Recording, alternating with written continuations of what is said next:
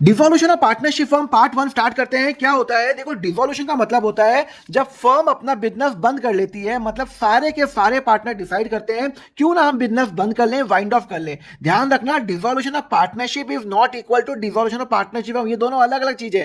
Devolution of partnership में क्या होता है कि सपोज करो एक पार्टनर एडमिट हो गया तो पार्टनरशिप डिवॉल्व हो गई, नया पार्टनरशिप बनी, या फिर एक पार्टनर रिटायर हो गया या किसी की डेथ हो गई तो वहां पे डिवोल्यूशन ऑफ पार्टनरशिप हो रहा है। पर डिवोल्यूशन ऑफ फर्म के अंदर क्या होता है, सारे के सारे पार्टनर डिसाइड करते हैं कि अब हम क्या करते हैं, बिजनेस क्लोज डाउन कर लेते हैं। तो what ever different, devolution partnership में एग्जिस्टिंग एग्रीमेंट चेंज होता है, यहाँ पे फर्म ही क्लोज हो जाती है, यहाँ पे बिजनेस कंटिन्यू रहता है। फर्म के अंदर भैया बिजनेस बंद हो जाता है, economic relationship continue through in the change firm, पर फर्म के अंदर relationship between a partner come to end, खत्म, फर्म खत्म।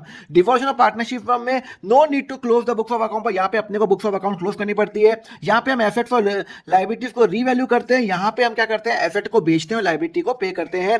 And devolution partnership do not mean devolution of partnership firm, और यहाँ पे कोर्ट का कोई इन्वॉल्वमेंट नहीं होता, यहाँ पे क्या होता है, कोर्ट का इन्वॉल्वमेंट होता है। अब बात यह आई कि ये डिवोल्यूशन होता क्यों है। The reason for dissolution is when all partners decide करते हैं कि हम क्यों ना हम अपना बिजनेस बंद करते हैं। या अगर सपोज करो जो पार्टनरशिप फर्म है कोई 2 महीने 3 महीने के लिए फॉर्म हुई है या 2 साल के लिए फॉर्म हुई है, वो पीरियड खत्म हो गया, या कोई एक पर्टिकुलर पर्पस के लिए हमने पार्टनरशिप फर्म स्टार्ट की वो खत्म हो गया, तो इन रीजन से हमारा क्या हो जाता है, डिवोल्यूशन हो जाता है। तो जब firm is devolve under the following circumstance, अगर ये सिचुएशन होगी तो यहाँ पे फर्म ऑटोमेटिकली डिवॉल्व हो जाएगी। अगर पार्टनरशिप ने कोई सूट फाइल कर दिया और यहाँ पे हार गई है, when partner become an unsound mind, जो सारे पार्टनर अनसाउंड माइंड और इनसेन हो गए, when partner make a breach of agreement frequently etcetera, तो ये सब मेरे रीजन है, आप इसका स्क्रीनशॉट ले सकते हो। अब affect of devolution of the partnership firm क्या होता है, फर्म एक्टिविटीज क्या होता है, आपकी पूरी की पूरी क्लोज डाउन हो जाती है, सारे एसेट मुझे बेचने पड़ते हैं, सारी लाइबिलिटी मुझे पे करनी पड़ती है, और जो पैसा बच जाता है एसेट से जो बेचूंगा पैसा आएगा, लाइबिलिटी को मैं पे करने के बाद जो पैसा बचेगा